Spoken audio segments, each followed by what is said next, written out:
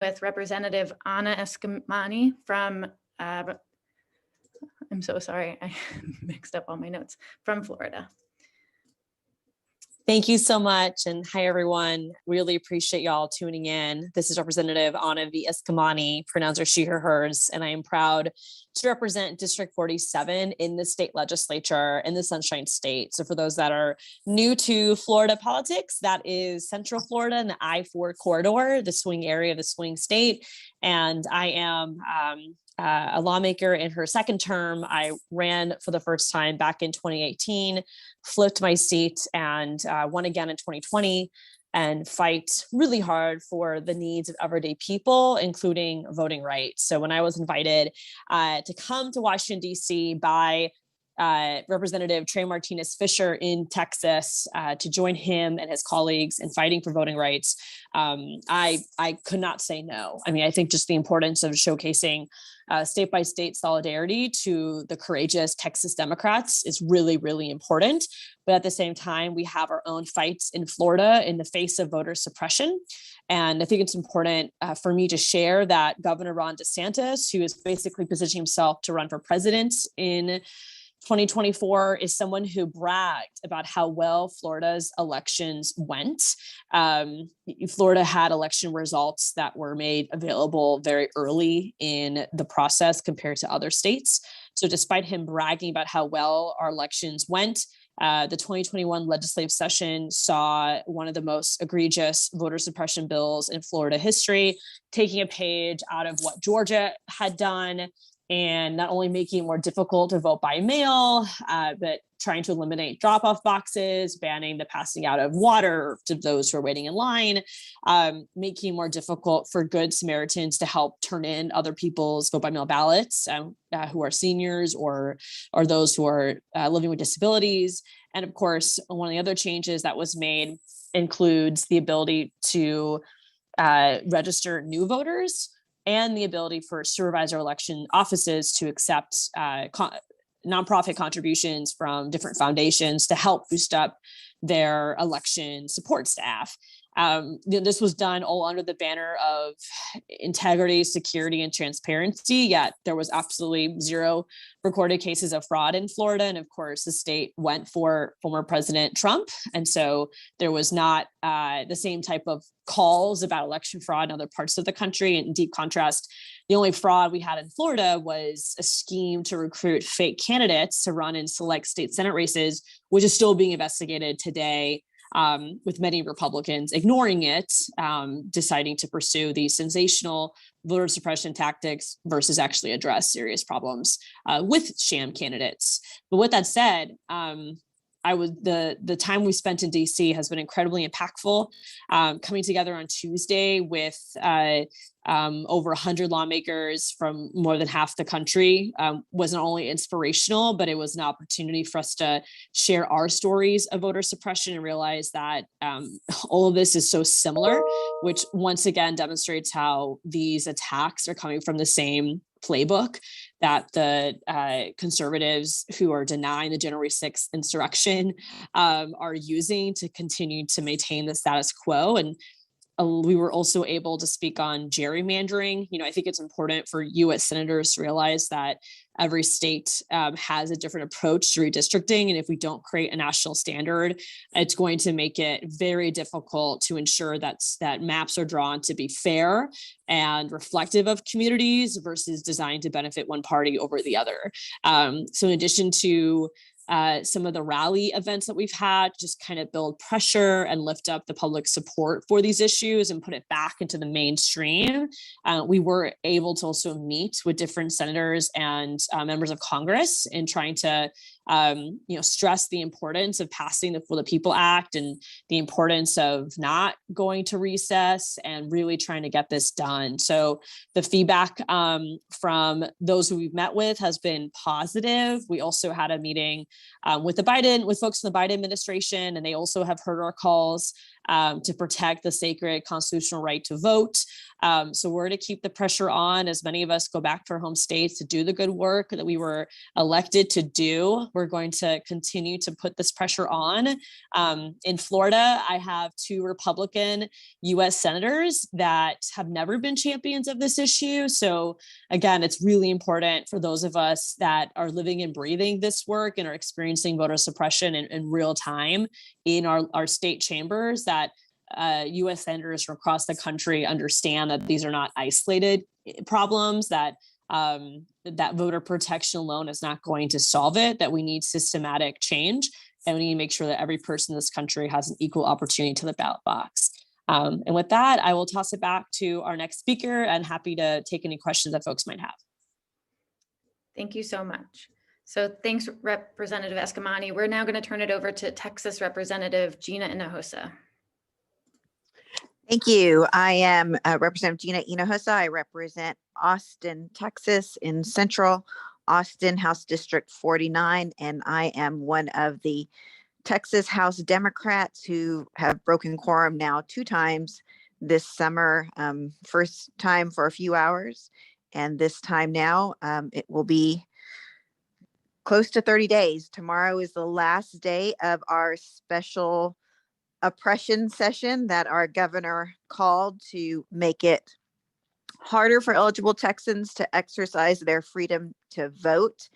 And we took the only action we had in our power as the party in the minority in Texas to kill the Republican majority's effort to suppress voter participation by leaving the state and denying the Republican majority the quorum they needed to pass this bill and others.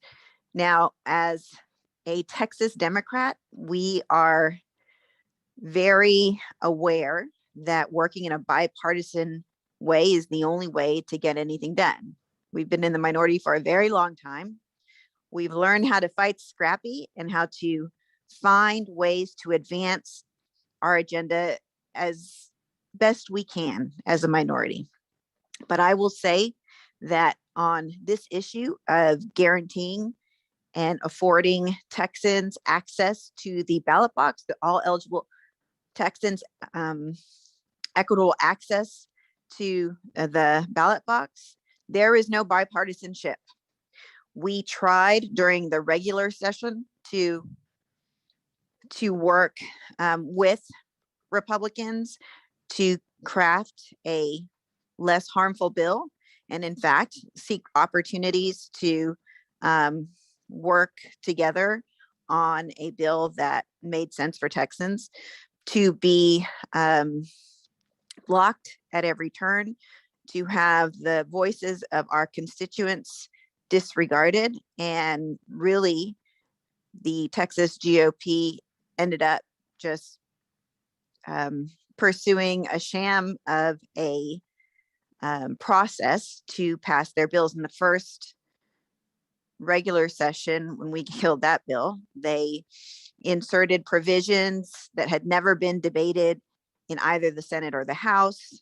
And these were provisions that were discriminatory on their face, such as banning Sunday morning voting, which is part of a historic tradition in African-American churches of souls to the polls.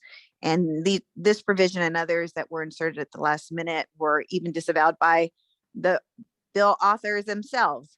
So it was our act of bringing attention to this matter by leaving the state to move the battle for voting rights to a front we could win here in DC that made this nation stop and pay attention and look to see what is really what not just Texas Republicans are perpetrating on the American people, but what all Republicans. We come to understand since we began this fight in Texas that this is not just a Texas fight, but in fact, this is part of a national strategy by the Republican Party to make it harder for people to vote. This is an attack on a multiracial democracy. And so we need a federal response. And we have spent the last several weeks here in DC, away from our families, away from our homes, to urge Congress, to urge the president to prioritize this issue, because voting rights is the foundational right of all other rights, and our democracy is at stake. So we are continuing in that work, and have continued to break quorum to kill the bill in Texas. Thank you so much, Representative Hinojosa. Now I'll turn it over to Arizona Representative Sally Gonzalez. Thank you, and good afternoon. Can you hear me okay? Yep. Well, I am Senator Sally Ann Gonzalez from the district, representing District 3 out of Tucson, Arizona, which includes Pascuayaqui tribe, which I happen to be a member of. So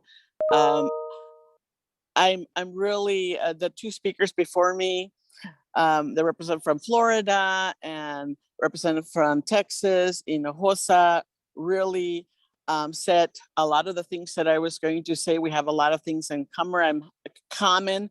Happy to be here supporting my colleagues from Texas in their fight to not allow the outrageous voter suppression bills in Texas. In Arizona, as you know, Biden won the election, so we have had an audit that we call frauded, because they haven't shown any evidence of any fraud, but because Arizona turned blue for the presidential election, we got all of these outrageous voter suppression bills, just like across the country. And, that really, again, is mostly in retaliation for that vote, the presidential vote, but also stopping the surge of people of color who came out in the 2020 election, and especially because of the pandemic, lots more people voted by mail. And so the bills in Arizona that got put into law are really restricting voting by mail and purging thousands of eligible voters, and already from the PEVL, the permanent voting list, to really stop the vote next year. And so I'm really honored to be here and to support our colleagues from Texas, and to impress upon Congress to pass the For the People Act, because we need that federal election standards that are going to help us fight these outrageous voter suppression bills, bills that are barriers to the already barriers. Like in Arizona, we have a lot of rural areas and a lot of indigenous communities, and voters who actually have to travel hundreds of miles, no kidding, to mail their ballot, and they don't have voting centers, or they don't have, they are not able to vote in person because there are not, polling sites near their homes. And so these voter suppression bills already are only amplifying that already discriminatory practices that there is with elections and not enough polling sites. And so we are here to ask Congress to pass the law to normalize elections, to trump some of these state election voter suppression bills, and also President Biden again to really make it a priority, as was said before, and our voting rights to be protected. And so there are many other things. One of the other things that got said, that besides the early voting is, I'm sorry, lost my track of thought. I'm sorry. Really an attack also on the voters, by initiative and signatures, and really questioning the signatures of voters, and the voters being able to cure their signature within a certain amount of time, and not being able to that, bills that would not count an early ballot unless it was mailed in within a certain number of days. And that's ridiculous, because a lot of people in our communities, Latino communities, rural communities, indigenous communities, they like voting at home, but they prefer to take their ballot and drop it in themselves in a drop box or at a polling site. And all of that has been restricted or eliminated. And so again, the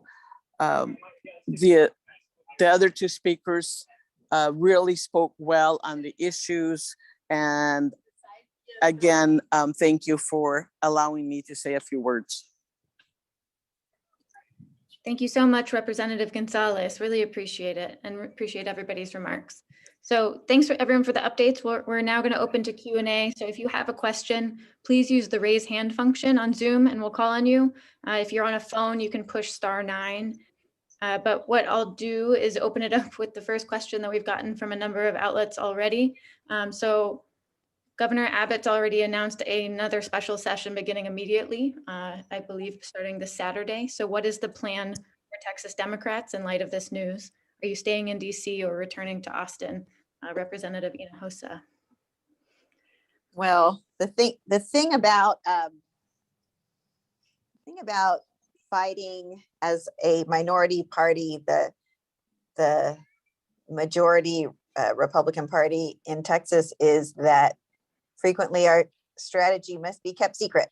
So while I would love to share with all what we intend to do, unfortunately it would disadvantage our position, but I will say this: we will fight this suppression session and the Republican effort to deny access, to deny Texans access to their freedom to vote. We will fight that with as much vigor as we have to this point. So that does not change. And people will have to see how we do that in the coming days as events unfold. Great, thank you. We'll turn it over to Christian Flores. Hi, can everyone hear me? Yep. Hi, this is for Representative Pinos, and kind of along the lines and to follow up on that, but what is your response specifically to Governor Abbott's agenda, specifically the fact that he's kept not only everything from the first special session, but added 6 items, most notably changing quorum rules and banning schools from requiring masks and vaccinations? Right. Well, this governor has played politics with the pandemic since day one. We have struggled as Texans, as parents. I have kids in public school, to keep our family safe in spite of the political games that governor has been playing. This effort by the governor, or this proclamation and effort by the governor to disallow requirements for masks in schools, is really problematic to parents and Texans. I have till midnight tonight to decide whether or not my own child will be going to school in person or remotely. His dad and I are in constant communication about this right now because we are torn. We do not know what to do. The fact that we know masking will be optional plays heavily in that decision. And I guarantee you, and I have heard from many constituents, that this is concerning, and concerning is an understatement. This is very upsetting to lots of parents. So, the governor, again, just demonstrates that his political ambitions and aspirations to win in a Republican primary where he's being pulled farther to the right by his Republican challengers weighs more heavily on him than what's in the best interest of Texans. He's also added to this suppression session call a change in the quorum requirements. Again, demonstrating a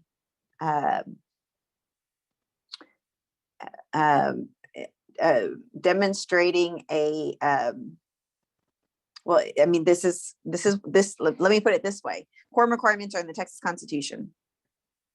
So he's messing with trying to mess with the Constitution in this regular session as well. But, it's just full of red meat, like the prior suppression session. And we need to be focused on real issues in Texas. Like, if we want to do something about voting, let's do something about the fact that Texas consistently ranks among bottom states when it comes to voter participation. We rank in the bottom 10 states when it came to voter participation in the 2020 election. And also, by the way, our Secretary of State said that the 2020 elections were conducted fairly, were safe and secure. So we know that that's not a real issue, but voter participation actually is. Let's deal with the fact that we rank last when it comes to insured family, kids, insured Texans, and we still refuse to expand Medicaid in the state, one of just a handful of states that refuses to expand Medicaid. So again, this governor's just playing politics at this point, playing politics with the lives of Texans, just like he did when it came to our electric grid. We've lost 700 Texans because our electric grid failed us when we really needed it. And we see nothing on the call about that. Thank you. Eleanor Dearman, El Paso Times. Hey there. You kind of touched on this at the end, but following up a little bit more, are there items that you would have liked to see Governor Abbott add to the special agenda? And I know you mentioned a couple there, but are there any others that you thought should have been on the call? And that's for Representative Hinojosa. Right. So, those are the issues that come to mind.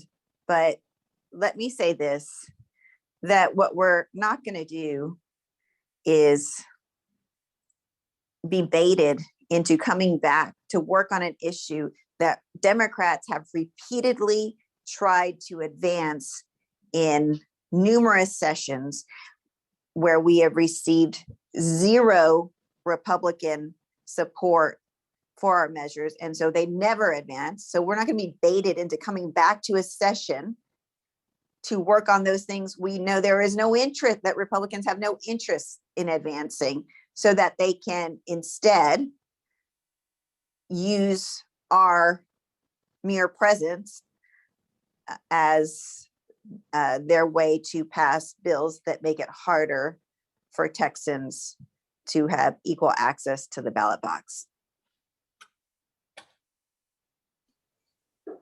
Thank you. Do we have questions for any of the other representatives? And I don't see any other hands raised. Are there any other questions? Hey, it's Rep. Eskamani. I just wanted to add something real quick in solidarity to what our Texas Dems are going through. It's important to remember that so many of the states are just practicing from each other's playbooks. I jokingly say that many of my colleagues on the right believe in original sin, but not original bills. And so one of the reasons why we also stand in solidarity with our Texas Democrats is because we understand that whatever happens in Texas is going to come to Florida. It's going to go to Georgia. It's going to go to Arizona. These are not original ideas. There's nothing in them that is focused on election security or integrity or transparency. It's completely a political motivation just to make it harder to vote as we approach a very important election in 2022 with redistricting and the fate of Congress before us. And so important to remember that Florida goes through the same exact political fights that's happening in Texas, and it's people who are drunk on power and are doing everything they can to stay in power.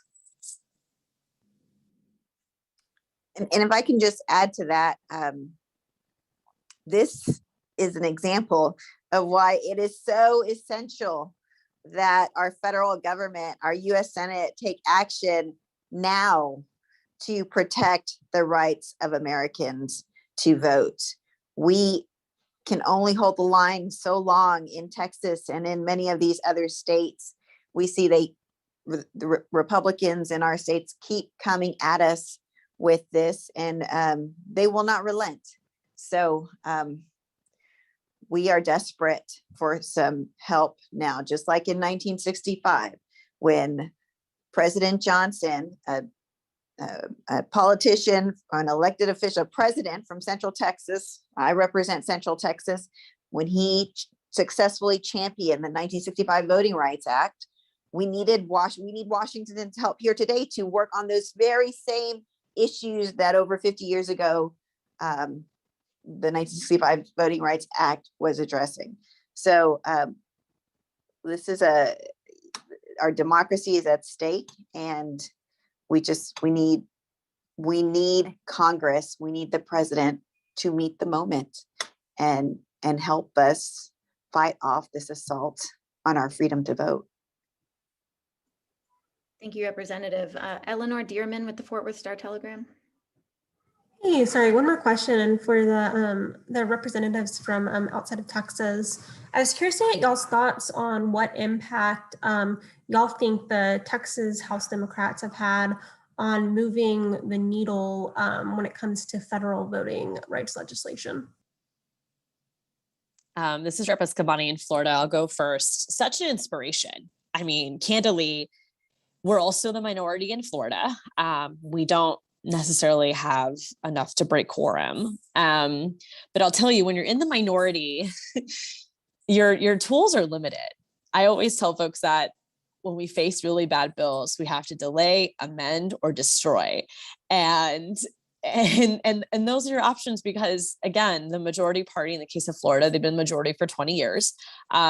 They do not take your opinions into consideration whatsoever, especially on issues that are politically motivated, part of a national narrative, or are going to help them maintain their power and control. So literally one of our House representatives on the Republican side, when asked about a policy proposal he had and why he was doing it this way, his response to was because we can. And that is just one example of the arrogance and, again, the drunk on power mentality that many of these extreme lawmakers have, and there are no limits to how far they will go.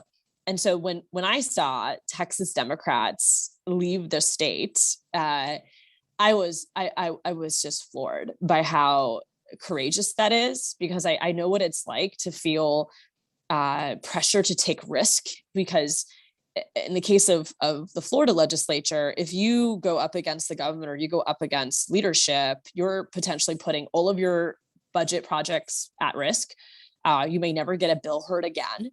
And so it's a lot. It's a really risky decision to make, but you weigh that with the impact of fighting for what is right and of kind of looking beyond your own personal career. Because I mean, the case of Florida lawmakers, we have term limits. I'm only going to be in the Florida House for 8 years, if even that, assuming my voters send me back. And so so watching what Texas Democrats did, it really inspires you to think beyond your state chamber and to think about this larger national picture of what's at stake. And so Texas Democrats have not only move the needle on the national effort, but they've moved the needle on how state lawmakers in states like Florida are going to approach their own local fights. I also would like to add, Sally from Arizona. To me, it's very courageous. It's very,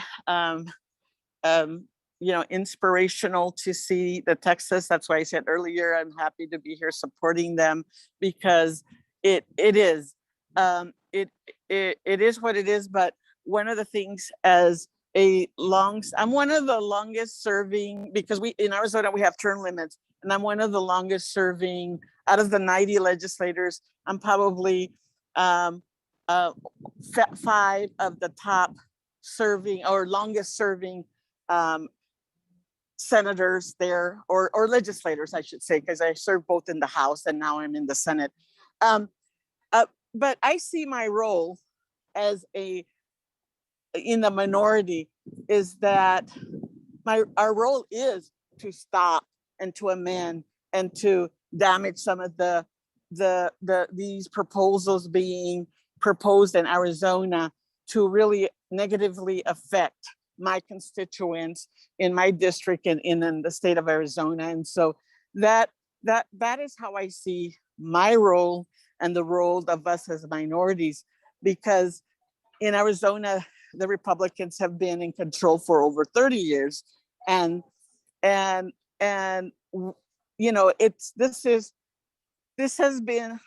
was our longest session ever, and our most outrageous session with the voter suppression bills and just the budgetary bills and everything that really affect our citizens. So I that's the way I see my role. And so well,